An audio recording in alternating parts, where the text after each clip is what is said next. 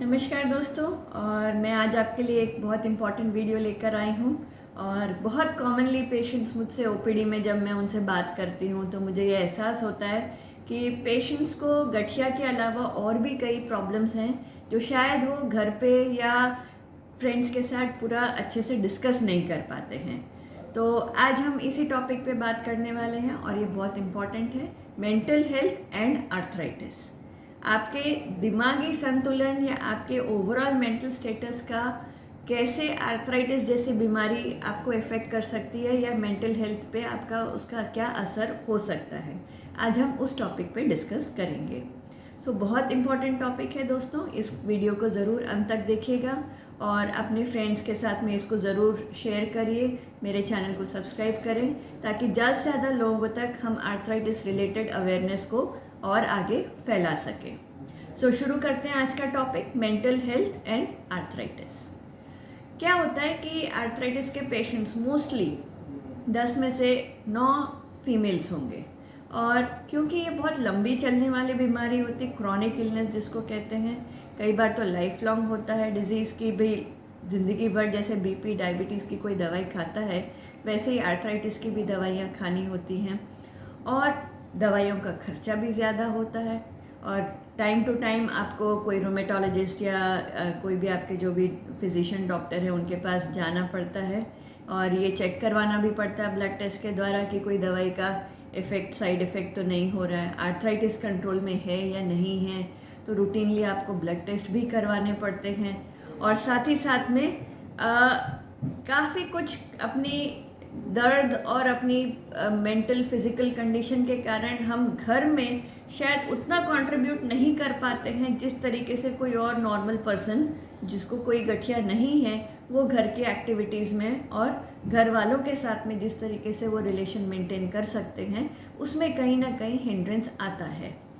ये कुछ मेजर कारण हैं जिनकी वजह से समय के साथ में धीरे धीरे पेशेंट्स के मन में एक कुंठा भर जाती है या एक अंदर से डिप्रेशन आ जाता है, थोड़ी एंग्जाइटी सी डेवलप होने लगती है कि ये सब चीज़ें मुझे ही क्यों हुई और इसको हम कैसे डील करें। जो डिप्रेशन एंड एंग्जाइटी है, इसके अगर हम सिम्टम्स की बात करें तो मैं कुछ सिम्टम्स बताती हूँ, शायद आपको उससे कोरिलेट ज़्यादा कर पाएँ कि डिप्रेशन मतलब मैं क्या कहना चाह रही हूँ, एंग्जाइटी मतलब मैं क्या कहना चाह रही हूँ। किसी को भी अगर डिप्रेशन होगा तो वो सबसे अलग अलग रहना पसंद करेंगे, ज़्यादा बातचीत नहीं करेंगे, अपनी ही दुनिया में मस्त रहेंगे। कई बार ऐसा होता है कि उनको नींद नहीं आती है या कुछ ऐसे लोग होते हैं उल्टा जिनको नींद आती है, सोते ही रहते हैं, खाने में बिल्कुल रुचि नहीं रहेगी, सोशल आपका कोई फंक्शन है कुछ है उसमें उनको कोई रुचि नहीं रहेगी, कोई काम करने में ज़्यादा मन नहीं लगेगा। ये कुछ ऐसे सिम्टम्स हैं जो डिप्रेशन को डिनोट करते हैं। और वहीं अगर हम एंग्जाइटी की अगर बात करें तो कोई अगर पेशेंट एंग्जाइटी वाला होगा तो उनको छोटी छोटी चीज़ों पे वो हाइपर हो जाएंगे, उनको टेंशन होने लगेगी। सपोज़ घर पे मेहमान आने वाले हैं और उनको लगेगा मुझे इतना लोग का खाना बनाना है या मुझे ये तैयारी करनी है, कोई त्यौहार आ रहा है, घर की साफ़ सफाई करनी है, कोई कहीं बाहर आपको जाना है तो उसकी तैयारी करना है या टाइम से सब चीज़ हो जानी चाहिए, तो उसके लिए दिमाग में इतना टेंशन, इतना हड़बड़ाहट होने लगेगी कि वो कहीं ना कहीं चिड़चिड़ापन या गुस्से में तब्दील हो जाएगा। फिर उसके कारण दिल की कई बार धड़कनें बढ़ जाती हैं, पसीना पसीना आने लग जाता है, रात को नींद नहीं आती है, उठ के बैठ जाते हैं और सोचते हैं कि ये कैसे होगा वो कैसे होगा। ये एंग्जाइटी या पैनिक अटैक्स के फॉर्म में भी आ सकता है। तो ये कुछ ऐसे सिम्टम्स हैं जो कॉमनली हमने देखे हैं कि जो लॉन्ग टर्म आर्थराइटिस वाले पेशेंट्स होते हैं, लेडीज़ होते हैं, उनमें ओवर द इयर्स जैसे जैसे जैसे होती है बीमारी की आगे आगे बढ़ती है, ये सिम्टम्स भी साथ में दिखने को मिलते हैं। अभी इनको कैसे डील किया जाए, मेरे पिछले कुछ वीडियोस में मैंने इनके बारे में शॉर्ट में बात की है। आज मैं फिर इस बात को एम्फेसाइज करना चाहूँगी, उस बात पे तवज्जो देना चाहूँगी कि ये एक कॉमन चीज़ है। आर्थराइटिस कोई अनोखी बीमारी नहीं है कि आपको ही क्यों हुआ या मेरे को नहीं हुआ या घर वालों को किसी को नहीं है, मुझे ही क्यों प्रॉब्लम है, ऐसा आप बिल्कुल ना सोचें। आर्थराइटिस अभी बहुत कॉमन बीमारी हो गई है, गठियावात इज़ कॉमन डिजीज़। जैसे किसी को आप बीपी डायबिटीज़ होता है तो हम उसको बहुत लाइटली लेते हैं, हाँ ठीक है इनको बीपी है, हाँ इनको डायबिटीज़ है, थायराइड है। तो आर्थराइटिस को भी हमको उसी एंगल से ही देखना है। तो इसका मतलब सबसे पहले हमको एक्सेप्टेंस लाना है कि हाँ ठीक है आर्थराइटिस है तो है, दवाई खाएंगे, गाड़ी मस्त चलती रहेगी। तो वो जब तक मन में अंदर से एक्सेप्टेंस नहीं आएगा अपने जो पेशेंट हैं उनके खुद के अंदर और उनके फैमिली मेम्बर्स के अंदर, तब तक ये बीमारी हमको बहुत डिफ़िकल्ट लगेगी कि ये मुझे कौन सी बड़ी बीमारी हो गई। और जिस दिन इस चीज़ का एक्सेप्टेंस आ जाएगा ना, ये प्रॉब्लम आपको प्रॉब्लम बिल्कुल भी नहीं लगेगी आपको। इनफैक्ट मैं सब पेशेंट्स को ये भी कहती हूँ कि ये भगवान ने इन अ वे आपको एक तरीके का मौका दिया है कि आप एक हेल्दी लाइफस्टाइल जिएं। आप रेगुलर एक्सरसाइज करें, आप अच्छा खाना खाएं, रेगुलर आप थोड़ी थोड़ी दवाइयाँ लें, तो गाड़ी मस्त चलेगी। अगर आप उस चीज़ को दूसरी तरीके से लेंगे तो आप कभी भी खुश नहीं रह पाएंगे। तो उस चीज़ को एक्सेप्ट करना सबसे पहली बात बहुत ज़रूरी है। दूसरी चीज़, जितनी जल्दी इसका ट्रीटमेंट लेंगे, हमारे मेडिकल में हम कहते हैं हिट हार्ड हिट अर्ली। जितनी जल्दी आप इसका ट्रीटमेंट लेंगे, जितनी जल्दी हम उसको दबा देंगे, उसको नीचे से स्तर पे ही हम उसको कंट्रोल कर देंगे, बढ़ने ही नहीं देंगे, तो आगे लाइफ में प्रॉब्लम ही नहीं होगी। हम उसको टालते जाएंगे कि भाई नहीं मैं अगले महीने जाऊंगी, मैं 6 महीने बाद देखूंगी, चलो अभी मैं होम्योपैथी ट्राई कर लेती हूँ, मैं आयुर्वेदिक ट्राई कर लेती हूँ। 4 डॉक्टर के पास आप घूमते रहेंगे, आपकी फाइलों का पोथी पस्तरा एकदम बड़ा बना देंगे, तो उसमें आपकी लाइफ और तकलीफ में आने वाली है। जो सही सीधी लाइन है, जो इसका ट्रीटमेंट है, जो रूमेटोलॉजिस्ट के पास में आपको जाके इसका ट्रीटमेंट लेना है तो लेना है। That is only one single option. आप 4 ऑप्शंस पे अगर घूमेंगे तो आप तकलीफ में पड़ जाएंगे।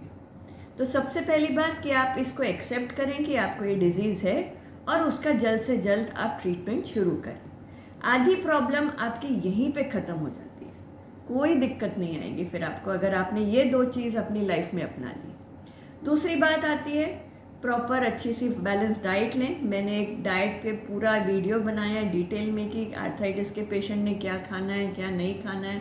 स्पेसिफिक रूमेटॉइड आर्थराइटिस की डाइट पे भी मैंने एक वीडियो बनाया है, यूरिक एसिड की डाइट पे भी है। तो आप ज़रूर उस वीडियो को पीछे स्क्रॉल करके देखें, या मैं उसका लिंक इस डिस्क्रिप्शन बॉक्स में ज़रूर दे दूँगी। तो वो आप डाइट को ज़रूर फॉलो करें आपकी कंडीशन के हिसाब से। और उस डाइट को फॉलो करते करते आप रेगुलर एक्सरसाइज करें। योगा प्राणायाम का बहुत इम्पॉर्टेंट रोल है डिप्रेशन और एंग्जाइटी को कंट्रोल में करने के लिए, और वो अगर आप रेगुलर फॉलो करते हैं तो मैंने बोला था दवाई से 50% प्रॉब्लम, 30-40% प्रॉब्लम, मतलब 80-90% की प्रॉब्लम आपकी यहीं पे ये 2 चीज़ों से आपकी सॉल्व हो जाती है। एक वीडियो हम आगे चल के योगा और प्राणायाम कैसे करना है और डिप्रेशन एंग्जाइटी को दूर करने के लिए मेडिटेशन कैसे करना है, उस पर भी हम एक डिटेल्ड डेमो के साथ में मैं आपको वो वीडियो दूंगी, और वो आप ज़रूर देखना। और योगा और उसका क्या क्या रोल है उसमें हम पूरा अच्छे से डिस्क्राइब करेंगे। पर फिलहाल के लिए आप ज़रूर आपके नियरेस्ट में जो भी कोई अगर योगा टीचर हो तो उनसे कांटेक्ट में आके आप उस तरीके का योगा और प्राणायाम ज़रूर शुरू करें। This is very very important. दूसरी बात, आप अपने फ्रेंड्स के साथ डिस्कस करें।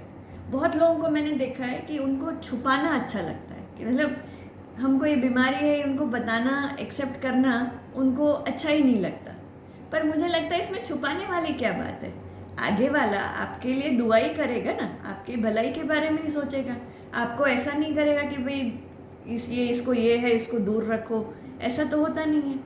तो शेयरिंग करिए, आपके मन के थॉट्स जो हैं, आपके अंदर में जो भी प्रॉब्लम्स आ रहे हैं, या आपके जो विचार हो रहे हैं, जो आप दवाइयाँ ले रहे हैं, या आपकी लाइफस्टाइल कैसे इफ़ेक्ट हो रही है, उसको शेयर करें। आपको जो भी, आपके फ्रेंड हो, आपके मम्मी पापा हो, आपके बहन हो, भाई हो, इनफैक्ट आप मेरे पास तो मेरे पेशेंट्स आके मुझसे शेयर करते हैं, तो आप अपने डॉक्टर से भी शेयर कर सकते हैं ये सब चीज़ें। तो वो आपको कहीं ना कहीं उसका सोल्यूशन भी साथ में बताएंगे। उनका एक्सपीरियंस, उनके लाइफ के ऑब्जर्वेशंस कहीं ना कहीं आपके लिए फ़ायदा कर सकते हैं। इस तरीके से हमको एक फैमिली का सपोर्ट मिलना चाहिए। ओवरऑल जब फैमिली का सपोर्ट साथ में रहेगा तो आपको ये ऐसा लगेगा ही नहीं कि आप बीमार हैं, आपकी लाइफ मस्त अच्छे से चलती रहेगी। इसमें एक लास्ट पॉइंट मैं खास बोलना चाहूँगी। कई पेशेंट्स होते हैं जो मैं कह रही हूँ ना कि मन की बात कहना बहुत ज़रूरी है।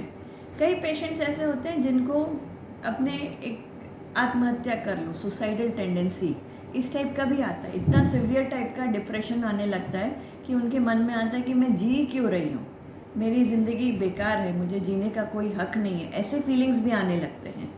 पर ऐसा अगर कभी भी आपके मन में आए तो, या आपने कभी किसी से ये चीज़ शेयर की हो, तो इस थॉट को बिल्कुल भी लाइटली नहीं लेना है। आपको तुरंत कोई साइकेट्रिस्ट या साइकोलॉजिस्ट के पास जाके इसका तुरंत अपने ट्रीटमेंट लेना है। यही एक ऐसी कंडीशन रहेगी जिसमें मैं बोलूँगी कि आपको कोई मेडिकल एक्सपर्ट की ज़रूरत पड़ेगी। बाकी जितनी भी प्रॉब्लम है, आई थिंक ये वीडियो देख के आपको मन में बहुत शांति मिलेगी कि ये बीमारी ऐसी नहीं है कि जिसके लिए आप लाइफ लॉन्ग रोते बैठे रहें या आप अपनी फैमिली के सपोर्ट से दूर रहें। आप अच्छी लाइफस्टाइल और अच्छे जीवन बिता सकते हैं अगर आप प्रॉपर दवाइयाँ, प्रॉपर डॉक्टर के पास में जाके इसका ट्रीटमेंट लेते रहेंगे। और इस टॉपिक से रिलेटेड बहुत सेंसिटिव टॉपिक है, मैं जानती हूँ, पर आपको स्टिल अभी भी कोई पर्सनल क्वेश्चंस हो, कुछ हो, तो आप डायरेक्टली मुझे ईमेल कर सकते हैं या आप मुझे कमेंट बॉक्स में भी लिख कर सकते हैं। मैं अपॉइंटमेंट के लिए फ़ोन नंबर या वो भी ऑनलाइन का लिंक दिया हुआ है, so you can take an online appointment also, और मुझसे इस टॉपिक पे आप ज़रूर बात कर सकते हैं। Thank you.